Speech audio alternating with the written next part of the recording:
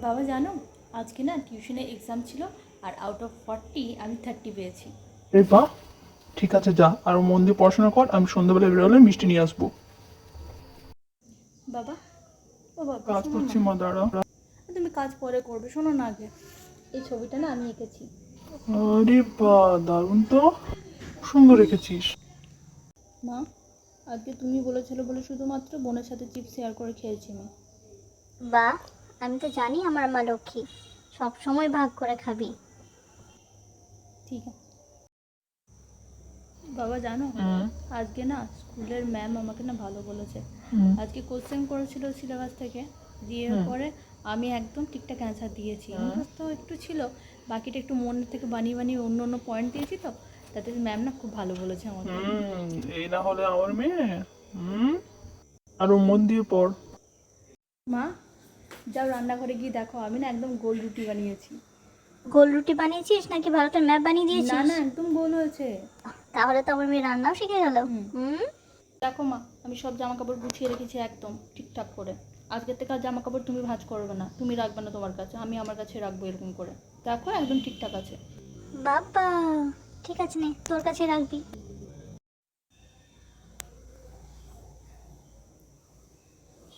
ও 7:30 বেজে গেছে। আমার লক্ষ্মী মেয়ে উঠে গেছে, যা মুখ ধুয়ে নে। মা, চুলটা আমি কাটিয়ে এলাম, কেমন লাগছে? এই জন্য টাকা নিয়েছিলি? আচ্ছা, দেখ ভালো লাগছে, খুব সুন্দর লাগছে রে। তোর জন্মদিন উপলক্ষে বাইরে খেতে যাবো। বাইরে খেতে যাবে? তাড়াতাড়ি রেডি হয়ে নিবি। মা দেখুন, বাসনগুলো আজকে এমন মেজেছি না, পুরো চকচক করছে। ভালোই। আমি বাসন মাজলে না, সেই বাসনে না মুখও দেখা যেত। মা এই নিন আপনার চা। দাও দেখি। শোনো, চায় না এত দুধ দিও না, একটু চিনিটাও কম দেবে, আর এতটা ফোটাবে না, ঠিক আছে? চাটা এতটা ফোটালে তেতো হয়ে যায়, খেতে ভালো লাগে না, বুঝেছো? মা, আমার ঘর ঝাড় দিয়ে মোছা হয়ে গেছে, আমি এবার স্নানে যাচ্ছি, ঠিক আছে? ওই জামা কাপড়ে গোটা ঘর করছো, তোমার আক্কেল জ্ঞান নেই। এগুলো কবে শিখবে? হ্যাঁ, বিয়ে হয়ে গেছে। না না, আমি কিছু ছুঁইনি। সে তো দেখছি, তার সাথে মুখে যে উত্তর দিতে জানো সেটাও দেখছি। এই তরকারিটা একটু খেয়ে দেখুন তো কেমন হয়েছে, আমি বানালাম নতুন আজকে। দাও দেখি। নুন তো একদমই নেই। তোমার হাতে কি নুন চিনি মিষ্টি ঝাল কিছু ওঠে না নাকি?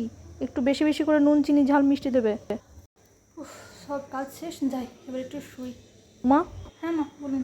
চুলটাকে সারাদিন ঝুলিয়ে রেখেছো কেন? একটু ক্লিপ দিয়ে উপরে তুলে বাঁধতেও তো পারো। শুতে যাচ্ছ তখনও তোমার চুল এরকম ছাড়া? হ্যাঁ, তাহলে কি ফ্যাশন শো করবে নাকি চুলটা বেঁধে শোবে? ঠিক আছে।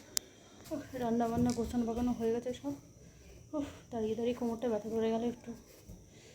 ওদের একটা কাজে হাত দিতে কোমরে ব্যথা ধরে যাচ্ছে, হাঁটুতে ব্যথা ধরে যাচ্ছে, মাথায় ব্যথা ধরে যাচ্ছে।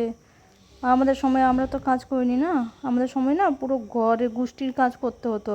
তোমাদের তো তাও কিছুই কাজ করতে দেওয়া হয় না। মুড়ির জায়গাগুলো ধুয়ে দেবে, আর ওখান থেকে জল এলে জল ভরে রান্না করে রেখে দিও, কেমন? মা, আমি পুজোর বাসন টাসন সব ধুয়ে দিয়েছি, ঠিক আছে? ওপরে বাগিয়ে রেখে দিয়েছি, আমি এবার নিচে যাচ্ছি, শাড়িটা চেঞ্জ করে আসছি। 14বার শাড়ি পাল্টে ফ্যাশন শো হচ্ছে বারবার। দুটো বাসন ধুয়ে হয়ে গেল। আর এইদিকে ওই ঝুড়িটা, ওটা ওটা নিচে রেখেছো কেন? জানো না ওর ওপরে রাখতে হয়? আমি তো জানতাম না। তা জানবে কেন? প্রেম করার বেলায় সেগুলো তখন তো খুব জ্ঞান ছিল, তখন তো সব জানতে।